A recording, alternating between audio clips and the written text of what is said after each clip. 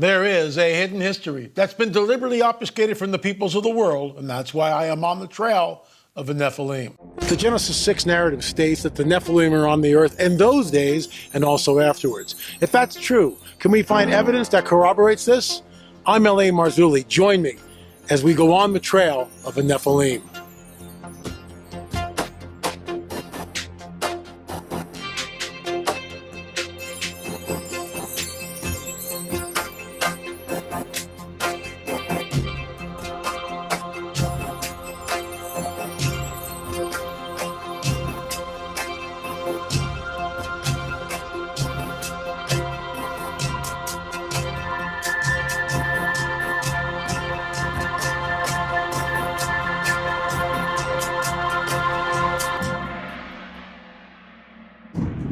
Okay, folks, very special. This is from the Best of Watchers. If you want to download the DVD, go to streaming.lamarzulli.net. If you want to buy the DVD, and you probably will after you watch this very special presentation on the implant removal. We are the only Christian team that actually did this. We'll get into that and so much more after a word from our sponsor, BioTrust. Hey, folks, listen to this. Studies show our mental health changes based on how many or how few wrinkles we have. Anti-aging companies prey on that. But many of their products don't work because they fail to target the root concerns that contribute to wrinkles. The true way to attack wrinkle concern is by going underneath the surface of the skin in ways that promote youthfulness. This is why I highly recommend taking Multi-Collagen.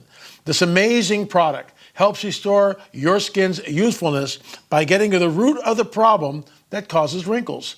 It works because it's a health supplement, not an anti-aging serum. Your skin will look better than it has in years if you start taking Multi-Collagen. If you've been looking for a great way to improve your skin's health and youthfulness, you'll love the wonderful effects of taking collagen. Get up to 51% off for the next 24 hours only by going to healthwithla.com. That's www.healthwithla.com, or by visiting the link down below. Folks, this stuff really works. We just thank these guys for BioTrust for sponsoring us. And when you buy their products, you help keep us doing what we do here. So check it out, folks. Once again, www.healthwithla.com. Once again, folks, we will be at the Homeward Bound Conference, the gathering of our tribe, those of us who believe in the biblical prophetic narrative. May 19th to the 22nd, look at the rundown there. Give me a break. It's going to be amazing. Go to prophecywatchers.com, prophecywatchers.com, or call 888-722-0008. I'll also be at the Vernal, Utah UFO Symposium, this UFO Disclosure Symposium. That's May 27th to the 29th. Hope to see you there. I'm basically the only speaker who will be presenting a different paradigm than we are being visited by aliens. I'll be presenting that on Sunday morning, right after Jaime Maussan's presentation. Hope to see you there, folks. Okay, I'm going to run this clip here, but before I do, this is the Best of Watchers. Richard Shaw, my good friend who passed away several years ago now, 3 years this coming summer. It's unbelievable how time just rolls by. And of course, I really miss Rick. But anyway, the Best of Watchers. We're the only Christian team that traced the implant removal from the first x-ray to the actual removal. And high strangeness happened in that procedure. I think you'll find it absolutely interesting. I'll weigh in on this on the other side of the break.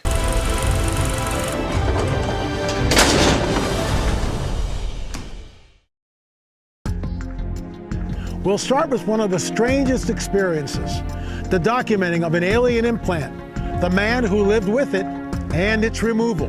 It was Dr. Roger Lear's last time on camera and his last alien implant removal surgery. What happened defied logic and the laws of physics as we know them. A man contacted Watchers with the belief that he has an implant. LA is bringing him to Dr. Roger Lear's offices for x-rays and tests. So we'll get your pictures today, and I'll take the old one that I got, and I'll take that to a radiologist. So that's the next step. and then have him, you know, take a look and confirm that what we're seeing is there. And then he'll give me some estimate as to where it is, how close it is to the bone, approximate size. But we'll eventually wind up doing a CAT scan.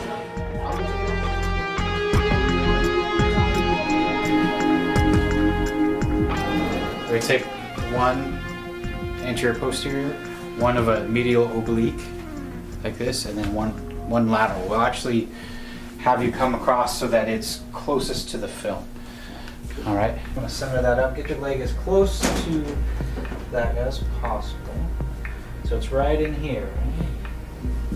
Okay, so all I want you to do is just stand still. All right, 3, 2, 1. Good. 1.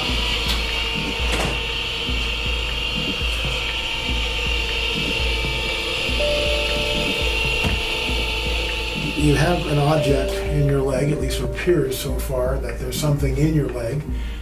Tell us the backstory here. Where does this thing come from? Where do you remember seeing it or feeling it, I should say? Well, nobody really knows where it came from. It's I was having severe knee problems one time, and I had it x-rayed, and the doctors How far found out- back is that go? That's about 2005. Okay. And out of the blue, my legs started really hurting bad. Felt like a railroad spike being driven through my knee and my leg. That would be painful. It was put you on the floor pain. Wow. And the doctors took the x-rays, and they said there was nothing wrong with my knees, but they wanted to know what was with this object in my leg, and I had no idea where it came from. So we're here today x-raying it, and maybe we can get down to where this metal object came from. Do you have any recollection in your childhood? Do you have anything what we would call missing time? In other words, did you ever see like a UFO, a ball of light? Were you knocked unconscious? Anything like that in your childhood? Shorter type alien with the oval head and the big eyes, and that's all I remember, 3 of them. And I saw them in my bedroom, and of course you're frightened, you can't move. And actually I got up, and I was going to do a football tackle. And once I started to hit them, they disappeared. And that was my contact with, I believe, Greys or some kind of aliens. But living in Nevada for a number of years, I started getting involved with the UFOs and the test center and things things seemed like there might be something out there for sure. Was it the second time you went with the football tackle and they vanished? I believe that the football tackle was originally That's the first first contact, and then after that I felt like I was being raised straight up in the atmosphere, you want to call it, to a speed where I can feel nightgown being pulled. And you were totally helpless at this point. That's what only thing I remember being. Total blackout. And I just remember the sensation going, man, I'm really going up fast. I felt my clothes being What pulled about back. when you awakened? I just came back, woke up that morning, and then that's all I remember. And did you ever tell anybody about this? Well, you just don't think of UFO stuff as a child. As an adult, you start putting the pieces together and you go, oh my God, this is very suspicious. What was happening? All right, let's see what we got. What did you see in this one? Right there. Now this Oh, yeah. so this is the lateral, and this is closest. I see. This would be closest to Okay. the X-ray. Where are we looking? What are we looking at? So we're talking this circular object right in the middle? Yep, right here. So when we look at it and we peel that up, this one's really hard to see, Yeah. but I'll point it out to you. Give me just a second.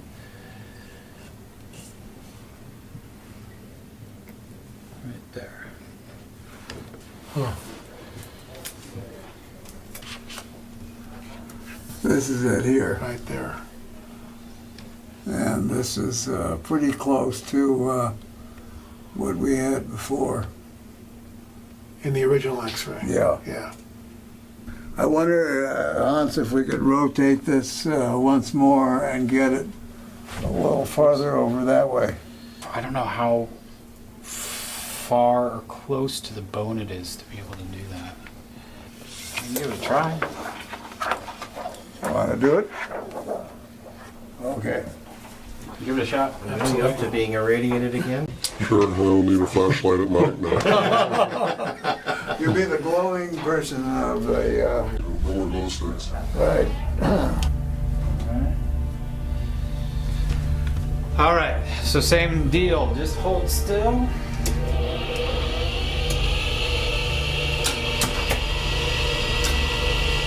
just like that. So let's see how that works.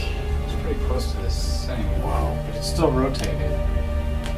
But it's a little clearer now. Yeah. Oh, that's like right up. Clear. Yeah. Oh, good. Yeah, there's even a clip on there, I think.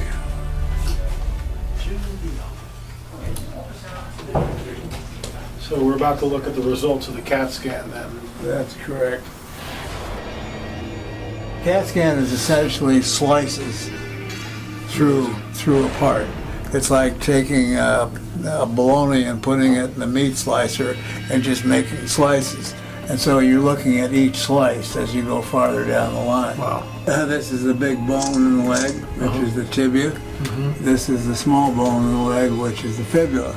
And again, you can see that because of the size, this has been tremendously miniaturized. But by miniaturizing them, they can get, a lot of pictures on one sheet. So the bottom line for us is we know that there's a metallic object in our patient, Right. for lack of a better words, knee. And that we can tell from this that, again, the object is superficial, meaning close to the skin, and yet near a bone, which has the qualities of the other objects that we removed. This has nothing. I scratched it when I tried to mark it. All right. This is the object here, here, and On top. here. Amazing. This is a famous instrument called a stud finder.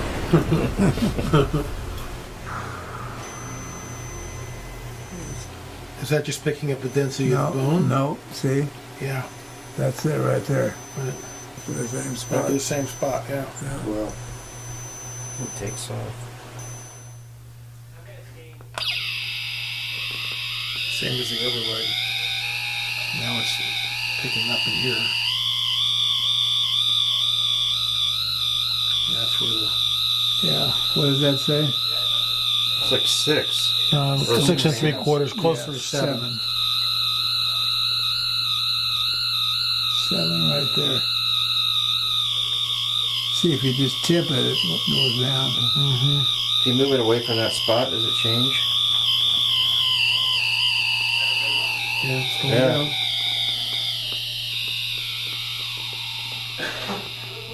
Thank you. Very interesting. Right. This is, yeah, right here.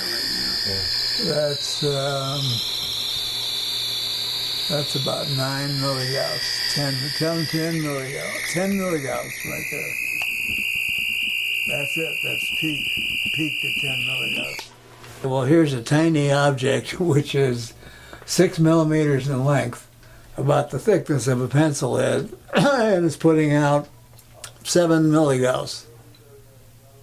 And here's a whole electronic camera that's putting out an With a excess battery of that's 10. fully charged. Yeah. Right. Interesting. Crazy. So now we just put the antenna close to the area of the object.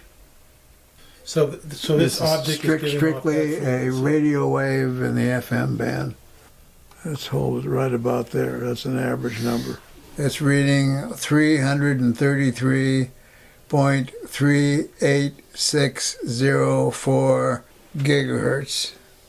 Well, I did one episode with X-Files where I was a consultant behind the scenes, and it had to do with an abductee, and someone was taken and implanted, and I gave them, the correct information which they used. In this episode of X-Files, it was pretty much the real thing. I try to relieve, and we call it the PTSD, post-traumatic stress disorder, symptoms, which everyone will experience after a traumatic event. I also work with people who've had terrible accidents, car accidents and so forth, or someone who's been raped, or someone who's been sexually abused. They all suffer from these PTSD symptoms. Well, alien abduction is no different. You don't remember anything, any event specifically that created that? hitting something with a sledgehammer or anything like that. No. You have no scar. Can you feel it? Can you feel it yourself? No. In the sub-Q fat anterior medial aspect of the upper shin, about 8.5 centimeters inferior to the tibial plateau. 8.5 centimeters. 0.2 centimeters anterior to the tibial cortex. 1.5 centimeters deep to the skin. Well, let's see if I can find About it. it. I don't know. We might find it. Let's take a look here. What I'm gonna do is kill the one light, yeah, so we can see it better.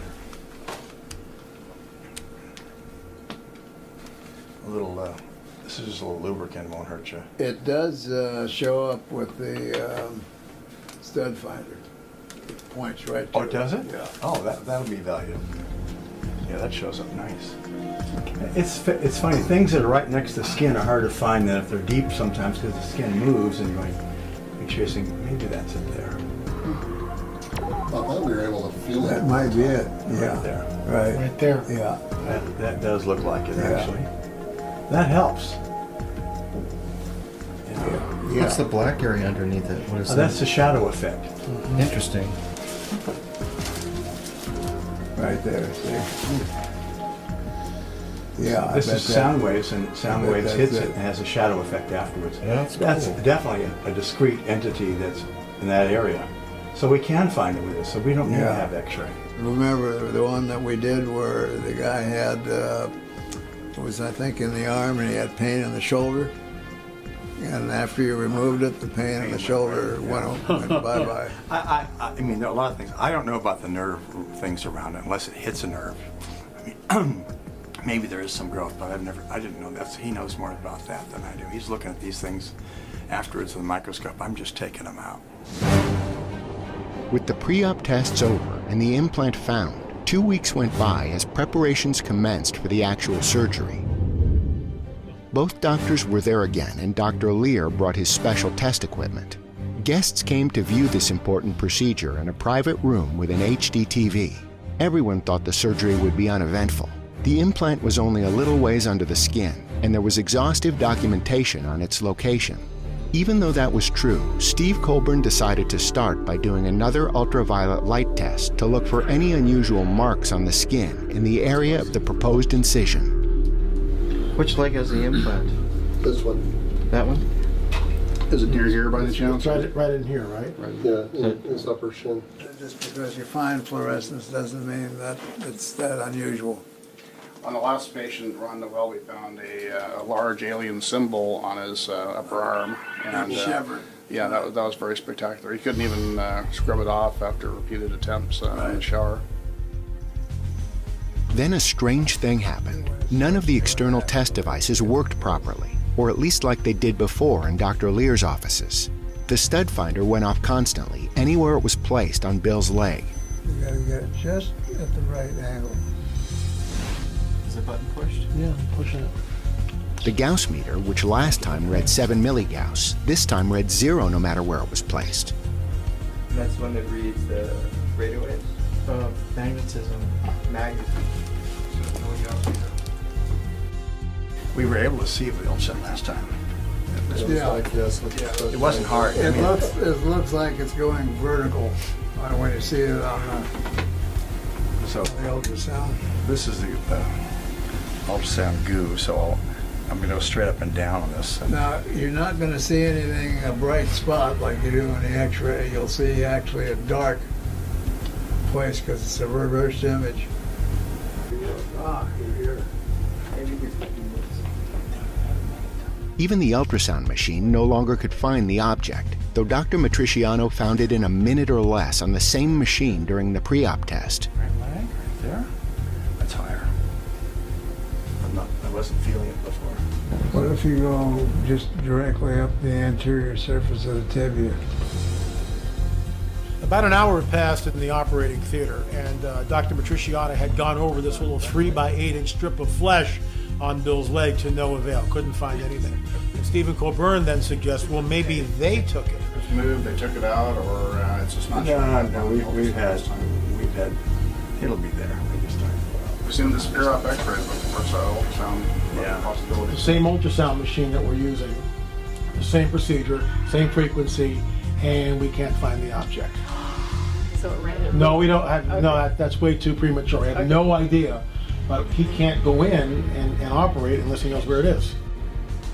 This might sound a little weird, but I'm going to pray and I'm going to do it now, which went something like this. Father, if there are forces which are cloaking this object, I pray that you would break that and do it soon.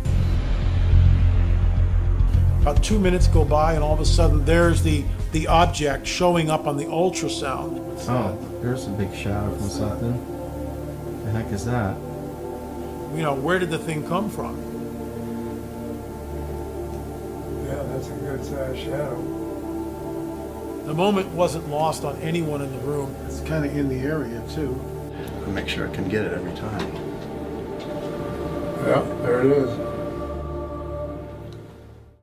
Warning, the following scenes show an actual surgical procedure. Viewer discretion is advised.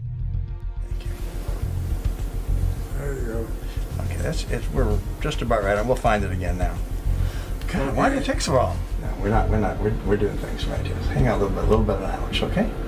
We're going to draw the patient's blood, and then we put it in a centrifuge and spin it down and separate the cellular portion of the blood from the liquid.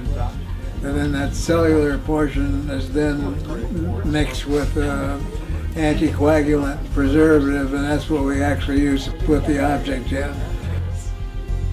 Rick, can you grab my glasses? You want them off? Yeah. I hate to He doesn't want to see anything. I can't stand the sight of blood.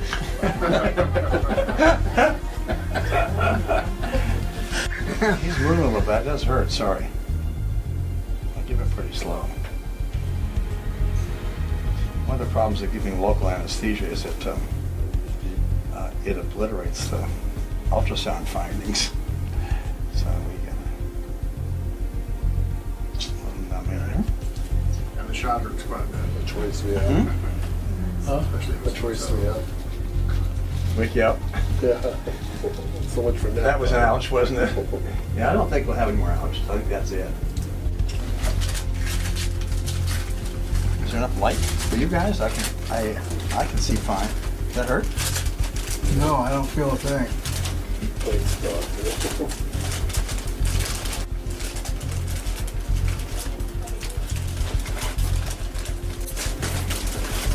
So it's my little incision.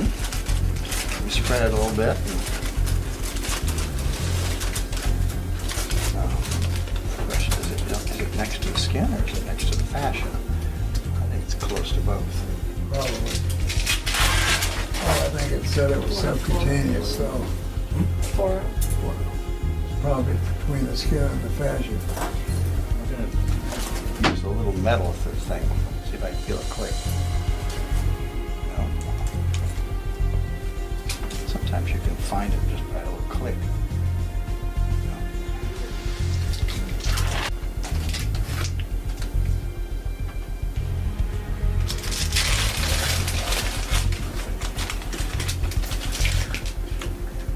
Barry, you wouldn't mind holding this one up. We'll look up top first. Got a little bit of connective tissue on this side and this side. It's not increasing the size of the incision, it just makes us use what we have. Oh, yeah. Yeah. Is that it? It could be. This looks like Here it is. Yeah, it may Here it be. comes. Could be. It may be. Wow.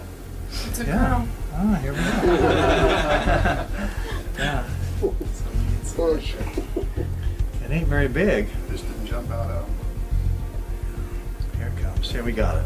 Can you see it? Right there, a little black spot? Yeah, let me get real close. In position, what we call insight. Yeah, see if you can Oh, get that's it. some of Wow. the tissue around it.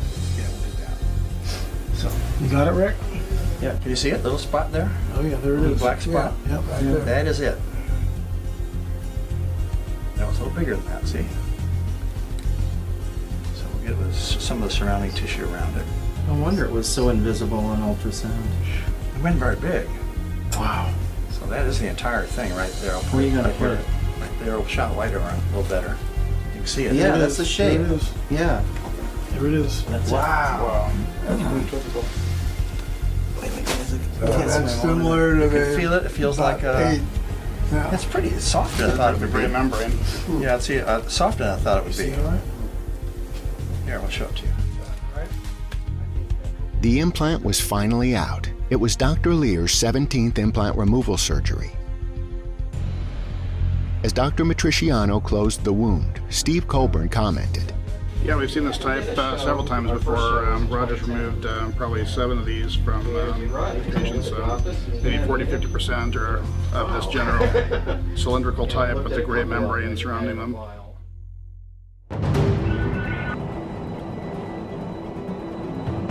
it's back to CO Labs in Los Angeles, this time with a new piece of possible alien evidence.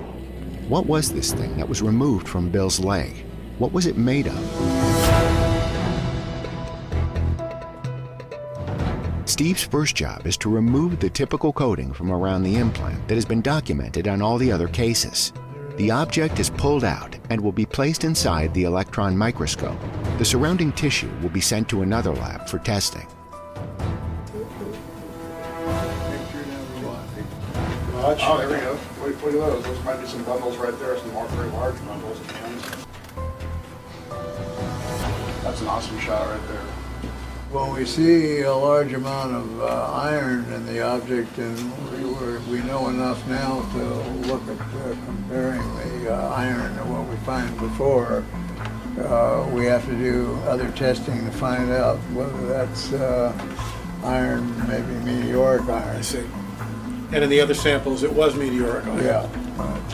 Roger, how does this compare so far with the other ones that you've taken out? This is number 17, so you've got quite a collection, 16, and you're really the only person on the planet that has done this research and actually spent your own time, your money, your expertise, and you know, here you are, number 17. So,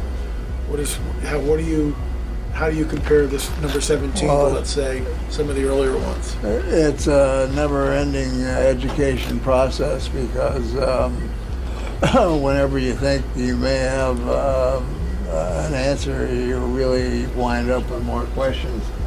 But comparatively speaking, when you find things from different individuals that you surgically remove that fill certain criteria, and that criteria is met over and over and over and over again, then you got to believe at least that there's some similarity in the objects. There you have it. What do you do with that information? We're not making this stuff up. High strangeness happened in that operating theater. The implant could not be found, even though we had found it 2 weeks prior, just like that, right? With the ultrasound. Dr. Matriciano just found it. But when we went to remove it, we couldn't find it. Why is that? Folks, UFOs are real, burgeoning, and not going away. Implants are real, and whoever is doing it has spent an inordinate amount of time, resources to create these things. This is why we created our free film, UFO Disclosure, The Coming Great Deception and the Luciferian Endgame. Part 2 will be released by the end of the month. I watched it over the weekend. It's that close. I'm just going to bring another set of eyes on it, and then we will be releasing it. Anyway, folks, I'll be weighing in again tomorrow on this incredible part of the best of watchers on the implant removal. Thanks so much for watching. On the Trail of the Nephilim. Remember, we'll see you on the air or in the air.